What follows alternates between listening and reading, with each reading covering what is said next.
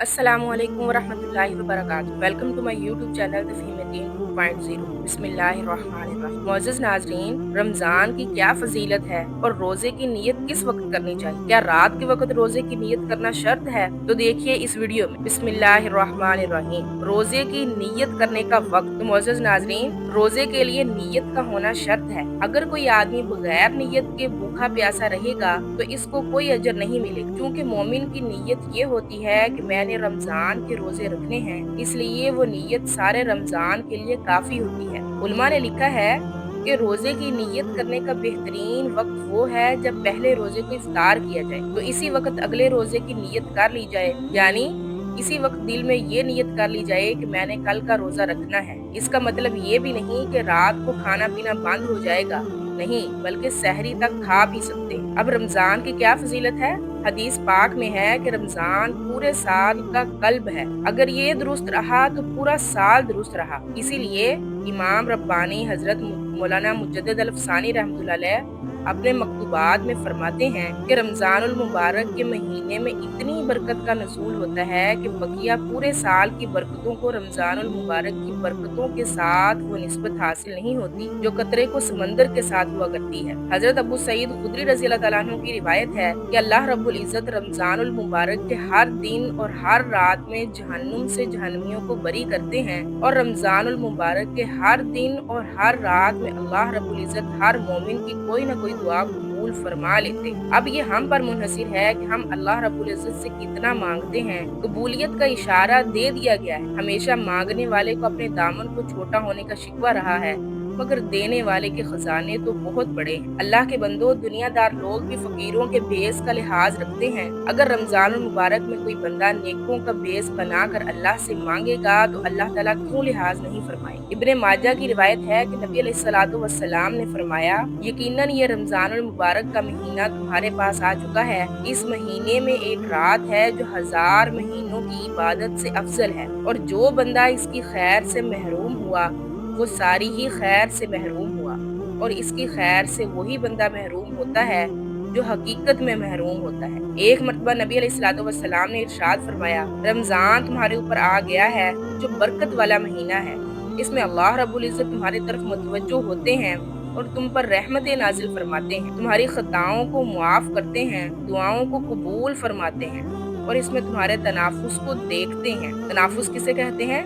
तनाफुस कहते हैं नेकी में एक दूसरे से आगे बढ़ने। इसलिए हर बंदा ये कोशिश करे कि मैं ज्यादा इबादत करने वाला बन जाऊं। अब इबादत किसे कहते हैं? एक सहाबी रज़ी अल्लाह तआला अन्हु ने नबी अलैहिस्सलातु वस्सलाम से अर्ज किया कि ए अल्लाह के नबी सल्लल्लाहु अलैहि वसल्लम, मेरा दिल चाहता है कि मैं सबसे ज्यादा इबादत गुजार इंसान बन जाऊं। नबी अलैहिस्सलातु वस्सलाम ने इरशाद फरमाया कि तू अपने जिस्म से गुनाह करना छोड़ दे तो इंसानों में सबसे ज्यादा इबादत गुजार बन जाएगा। लंबी लंबी नफलें पढ़ने का फायदा तब ही होगा जब अपने मन को साफ करें। ये ना हो कि ऊपर से ला इलाहा इल्लल्लाह पढ़ें और दिल साफ ना हो। तस्बीह भी पढ़ते हैं और झूठ भी नहीं छोड़ते, और लोगों के दिलों को तकलीफ भी पहुंचाते रहते हैं। तो याद रखें कि इबादत सिर्फ लंबी लंबी नफलें पढ़ने और तस्बीह फेरने का नाम नहीं है, बल्कि अपने जिस्म से गुनाहों को छोड़ देने का नाम इबादत है। ऐसा बंदा अल्लाह रब्बुल इज़्ज़त को बड़ा महबूब होता है। इमाम बुखारी रहमतुल्लाह ताला ने एक हदीस बयान की है। वो फरमाते हैं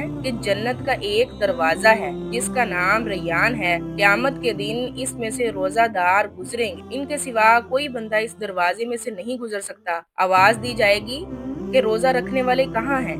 रोजादार खड़े हो जाएंगे, इनके सिवा कोई इसमें से दाखिल नहीं हो सकेगा, और जब वो दाखिल हो जाएंगे तो दरवाजा बंद कर दिया जाएगा। बाज किताबों में लिखा है कि जब लोग इस दरवाजे में से दाखिल होंगे तो फरिश्ते इनको ये आयत पढ़कर सुनाएंगे, कुलू वशरबू हनीअम बिमा अस्लफ्तुम फिल अय्यामिल खालिया। तुम खाओ पियो, ये बदला है उन अय्याम का जो तुमने अल्लाह की इबादत में गुजारे थे। मकसद ये है कि रमजान में तुम भूखे प्यासे रहते थे, अब तुम इस दरवाजे में से दाखिल हुए हो, अब तुम्हें अल्लाह की नेमतें मिलेंगी, लिहाजा तुम इन नेमतों को खाओ और पियो। रोजा अल्लाह ताला और इसके बंदे के दरमियान एक खुफिया मुआहदा होता है।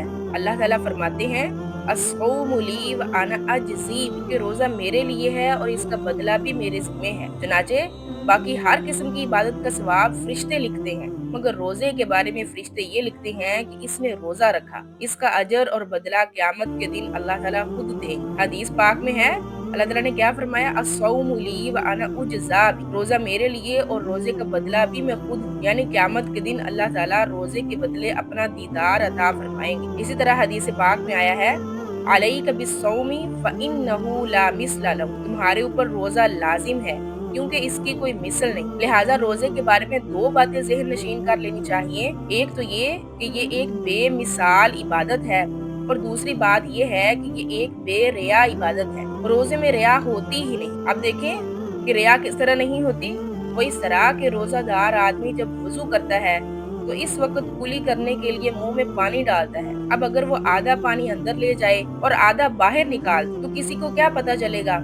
प्यास होने के बावजूद जब वो मुंह में गए हुए पानी को निकाल देता है तो इसका मतलब ये होता है कि वो अल्लाह रब्बुल इज्जत के लिए रोजा रख रहा होता है, वरना मखलूक को क्या पता। इसलिए रोजे में रिया नहीं है, और चूंकि रोजे में रिया नहीं होती इसलिए अल्लाह रब्बुल इज्जत ने इरशाद फरमाया कि इसका बदला भी मैं खुद हूँ। हदीस पाक में है, अस्सौमु जुन्नतुन, रोजा ढाल है। अब रोजा ढाल कितनी चीजों से है? 3 चीजों से। पहली, नफ्स और शैतान के मकरो फरेब से ढाल है। लिहाजा जिस इंसान को ख्वाहिशात नफ्सानिया तंग करें, रोजा इसके लिए बेहतरीन इलाज है। जो वसाविस शैतानिया में हर वक्त गिरफ्तार रहता हो वो जरा भूखा रह कर देखे, जवानी का नशा उतर जाए। और दूसरी किस चीज से ढाल है? दुनियावी परेशानियों और मसाइब से भी रोजा ढाल है। इसलिए जो इंसान कसरत के साथ रोजा रखने वाला होगा, अल्लाह ताला इसको दुनिया के मसाइब और परेशानियों से महफूज फरमा दे। और तीसरा, क़यामत के दिन दोज़ख के अजाब से ढाल होगा। हदीस पाक में आया है, अस्सियाम वल कुरआन यशफ़आनी लिल अब्द यौमल क़ियामा, रोजा क़यामत के दिन अल्लाह रब्बुल इज्जत के सामने ये शिफात करेगा कि ऐ अल्लाह, इस बंदे को अपनी रज़ा अता फरमा दीजिए। और कुरान मजीद भी शिफात करेगा कि ऐ अल्लाह, ये बंदा मेरी तिलावत करता था, इसलिए इससे अजाब को हटा दीजिए और इसको जन्नत दे दी। सुभान अल्लाह। हजरत मुजद्दिद अल-अफ़सानी रहमतुल्लाह अलैह फरमाते हैं कि रमजानुल मुबारक इंसान के आने वाले साल का एक नमूना होता है।